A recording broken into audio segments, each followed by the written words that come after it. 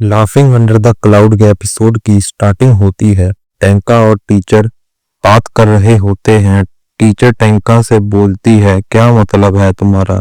अरोची के वेसल की रक्षा करनी है? टैंका बोलता है, हम अरोची को मारना चाहते हैं, ना कि उसको जो अरोची का वेसल होल्ड करता है।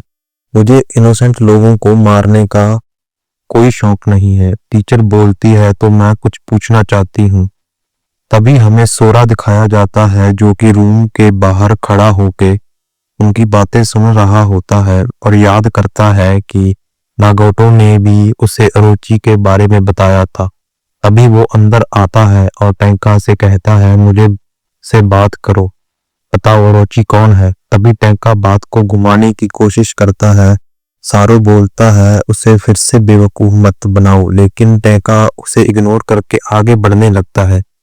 लेकिन सारो उसे पीछे से पकड़ देता है। फिर सारो बोलता है, प्लीज मुझसे बात करो। तभी टैंका उसे मजाक बनाने लगता है। सारो चुपचाप वहां से जाने लगता है और रुक कर बोलता है, तुम मुझे हमेशा अंधेरे में क्यों रखते हो? तुम मुझे एक बच्चा समझते हो।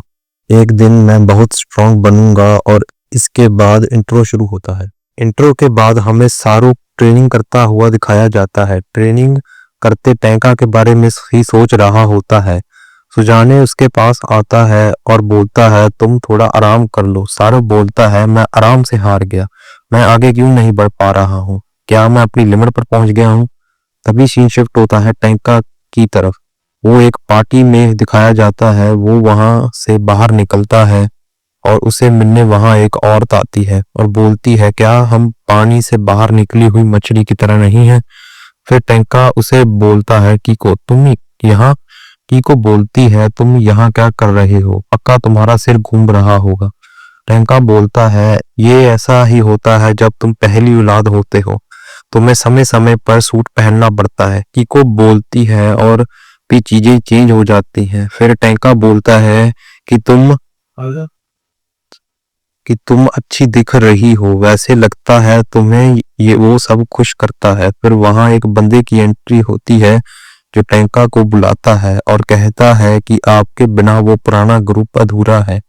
और सीन शिफ्ट होता है यामानु ग्रुप की तरफ। कमांडर एक ऑफिसर से गोकू मोजू के बारे में पूछ रहा होता है और ऑफिसर बताना शुरू करता है कि फैलेंस को अपने साथ कुछ लाने को बोला जा रहा है और वो क्या है हम नहीं जानते, लेकिन इससे जरूरी ये है कि वो कौन इसे कलेक्ट कर रहा है।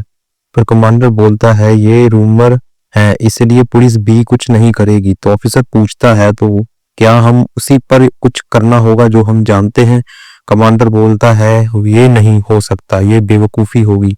तभी ग्रीन बालों वाला बंदा बोलता है, हम घुसपैठ का अनुरोध कर सकते हैं, लेकिन कमांडर उसे चुप करा देता है। फिर वो मास्क वाला बंदा बोलता है, हम टैंका से मदद ले सकते हैं, वो गोकू मोंजो के बहुत करीब है, जिससे वो काफी मदद कर सकता है, हमें उसका इस्तेमाल करना चाहिए। लेकिन कमांडर बोलता है कि हम उसे यूज नहीं करेंगे, मेरे कुछ पर्सनल रीजन की वजह से। तभी सारो जबरदस्ती रूम में आने की कोशिश करता है। तभी सारो उसे ट्रेनिंग देने के लिए बोलता है। कमांडर से फिर सीन शिफ्ट होता है टैंका की तरफ। टैंका कहता है, तुम टोक्यो से यहाँ तक आए, मुझे ये बात हैरान करती है। बंदा बोलता है, उसे क्योटो के गवर्नर से कोई काम है, वो यहाँ कनाल डिजाइनिंग के लिए आया है। टैंका पूछता है, कैसी कनाल? फिर कीको बताती है, लेक बीवा को हब बनाया जा रहा है, जो कि शीगा से कनेक्ट की जाएगी। टोक्यो कनाल इनका प्रमुख आधार है, जो कि सबसे जरूरी है। तो कीको बताओ बोलती है, तो आज रात की बैठक पैसे इकट्ठा करने के लिए की गई है। टैंका बोलता है, मैं समझ गया कि मुझे इसके बारे में क्यों पूछा गया है। फिर वो बंदा बोलता है, तुम्हारे हर कारनामों की चर्चा दूर दूर तक है, तुम वापस आना चाहो तो यामिनु स्क्वाड तुम्हारा स्वागत करेगी। टैंका कहता है, जानता हूं, पर थैंक्स, मैं वापस नहीं आना चाहता। तभी वो बंदे के पीछे खड़ा बंदा बोलता है कि गवर्नर आपका इंतजार कर रहे होंगे। तभी वो दोनों वहां से चले जाते हैं। तभी टिक्की को बोलती है, तुम्हें उसे रिस्पेक्ट देनी चाहिए। टैंका बोलता है, किसे फर्क पड़ता है, अब मैं किसी के लिए काम नहीं करता। कीको बोलती है, अगर तुम फिर से स्क्वाड के साथ हाथ मिलाओगे तो वो एक डिजास्टर होगा। टैंका बोलता है तुमने कहा था कई चीजें बदल गई हैं, इसका क्या मतलब था? कीको बोलती है चालाक मत बनो, अब तुम हमारे साथ नहीं हो। फिर वो बोलती है क्या तुम्हारे भाई जानते हैं कि हमारे पुराने दिन कैसे हुआ करते थे? टैंका बोलता है नहीं, उन पर कोई बोझ नहीं है इस बात का, मैं चाहता हूँ वो अपना रास्ता खुद ढूंढे। फिर कीको जाते हुए बोलती है कि वो अपने कुमो को एक दिन जरूर ढूंढ लेंगे। तभी सीन सारो की तरफ जाता है जिसे कमांडर ने बाहर निकाल दिया होता है। कमांडर उसे साफ मना कर देता है ट्रेनिंग देने से और अंदर चला जाता है। और ग्रीन हेयर वाला बंदा बोलता है कि कमांडर नहीं मानेंगे। वो बोलता है तुम्हारे यहाँ आने का क्या मतलब है, तुम कमांडर से ही क्यों ट्रेनिंग लेना चाहते हो? फिर सारो बोलता है जैसे उन्होंने नागोटो को रोक लिया वैसे मैं उससे प्रभावित हो गया था। तभी उसके ऊपर शाइलोंग आकर गिरता है और वो सारो से बोलता है कि तुम कितना आगे जाने के लिए तैयार हो। सारो कहता है आजमा कर देख लो। सारो चितातो से साथ जोकू मोंजो की तरफ जा रहा होता है। उसे वहां शाइलोंग ने भेजा होता है। वो उसे बताता है कि उसे वहां इन्वेस्टिगेट करना है कि वो कौन है जो कि उस चीज को उलट कर रहा होता है। सारो बोलता है तुम टैंका को कुछ मत बताना। तभी सीन डॉक्टर और टैंका की तरफ आता है। जो डॉक्टर बोलता है तुम्हारी बीमारी और बढ़ती जा रही है। टैंका बोलता है क्या फर्क पड़ता है, मैं ब्रेकफास्ट के लिए लेट हो रहा हूँ। तभी सीन सारो की तरफ जाता है जो चिटाटो से बोलता है तुम असली कैदी का ध्यान रखना, मैं जल्दी वापस आऊंगा। फिर गार्ड चिताटो से के बात करता है और सारो अंदर चला जाता है। फिर सीन टैंका की तरफ जाता है जो कि बीमारी की वजह से कमजोर दिखाई देता है। जैसे ही वो अंदर आता है वो सारो के बारे में पूछता है। सुजाने को कुछ नहीं पता होता। वो चितातो से पूछता है, वो भी कुछ नहीं बताता। टैंका बोलता है कि मैं उसे देखने जा रहा हूँ। तभी चितातो बोलता है कि रुको मैं भी चलता हूँ। तभी सुजाने को कोई आवाज सुनाई देती है और वो जाते हुए टीचर की गर्दन पर ब्लेड रख देता है। तभी वो बताती है कि वो चितातो की टीचर है और वो अपना ब्लेड नीचे रख सकता है। सुजाने बोलता है कि वो ऐसा क्यों करे, तो टीचर बोलती है ये बहुत अजीब है क्योंकि टैंका ने कुछ नहीं कहा था। और फिर हमें उसी वक्त का सीन दिखाया जाता है जब टीचर और टैंका से बात कर रही थी। वो बोलती है कि वो उसे धोखा नहीं देगी, जो उसके पास है वो उसी से उसकी मदद करेगी। टैंका भी मान जाता है। अब सीन वापस आता है जहां टीचर बोलती है कि वो भी उस फैमिली की अलाय है जिसे वो सर्व करता है। सुजाने बोलता है कि उसे यकीन करना मुश्किल है, तो टीचर उसे कहती है कि तुम खुद एक फूमा हो जिसने अपना खून पहले बहा दिया अपने मास्टर और देश के लिए, जबकि देश में सिविल वॉर चल रही थी। अपने खत्म हो चुके क्लेन के अलावा सबकी नफरत सहन करना और प्लेग डॉग की तरह सबसे दूर रहना क्या होता है तुम जानते हो। हाँ मैं भी उस भावना के दोनों तरफों को मान सकती हूँ। फिर सुजाने बोलता है फूमा क्लेन अब पुराने समय की बात हो चुकी है। तुम उन्हें जो बोलना चाहो बोल सकते हो, लेकिन अगर ब्रदर्स ऑफ क्लाउड पर हाथ उठाया तो तुम अपनी जान गंवा दोगी। टीचर बोलती है तुम्हारी लॉयल्टी काफी स्ट्रांग है।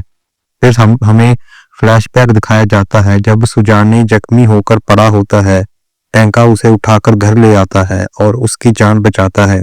इसी वजह से सुजाने इतना लॉयल है ब्रदर्स ऑफ क्लाउड के लिए। फिर सीन सारो की तरफ आता है। वो जेल में एंटर होता है, उसे रूल बताए जाते हैं और जैसे ही वो अंदर जाता है वो आवाजें सुनता है लोगों की। पीछे खड़ी ऑफिसर बोलती है वेलकम टू द हेल। सारो बोलता है कि ये तो सच में एक हेल है। फिर उसे वही कैदी मिलता है जिसे उसने पहले एपिसोड में पकड़ा था। वो सारो से बोलता है तुम वो लाए हो, जल्दी से उसे मास्टर को दे दो। सारो हैरान होकर पूछता है कौन मास्टर। फिर यहाँ गार्ड आते हैं। सारो बोलता है इसे डॉक्टर की जरूरत है, लेकिन ऑफिसर बोलते हैं ये जेल है और उसे 2 कार्ड उठाकर यहाँ से ले जाते हैं। तभी वो लेडी ऑफिसर सारो से को फॉलो करने के लिए बोलती है। फिर वो लेडी बोलती है तुम्हारा नाम गोंजा गोंडा है, तुम किस जुर्म में यहाँ आए हो। सारो कुछ बता नहीं पाता क्योंकि उसे पता ही नहीं होता। फिर वो बोल देता है कि मैं उसकी मेमोरी बहुत वीक है, वो भूल गया। फिर ऑफिसर बताती है कि तुम रॉबरी के केस में अंदर आए हो। फिर वो बताती है कि उसे अपने बारे में सोचना होगा अगर सरवाइव करना है। गोकू मोंजू उन लोगों की जगह है जिनके हाथ पर खून लगा होता है, लेकिन कुछ वजह से तुमसे मुझे ब्लड की स्मेल नहीं आ रही। तुम जो भी छुपा रहे हो मैं पता कर लूंगी।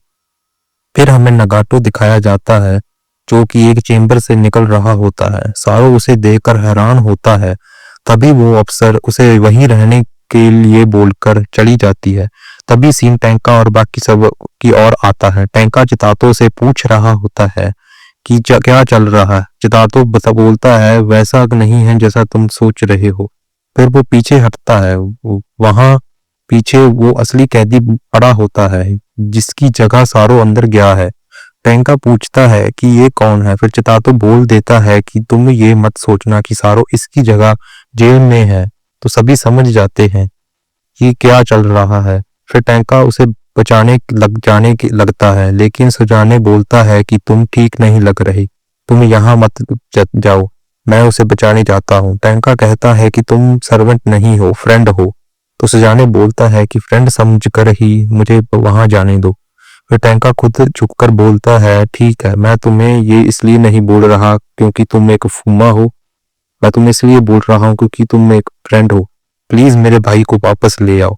तभी सुजाने अपने कपड़े उतारता है और तैयार हो जाता है वहां जाने के लिए। तभी सीन सारो की तरफ जाता है जो कि उस कैबिन के पास जाता है और कान लगाकर उनकी बातें सुनने लगता है।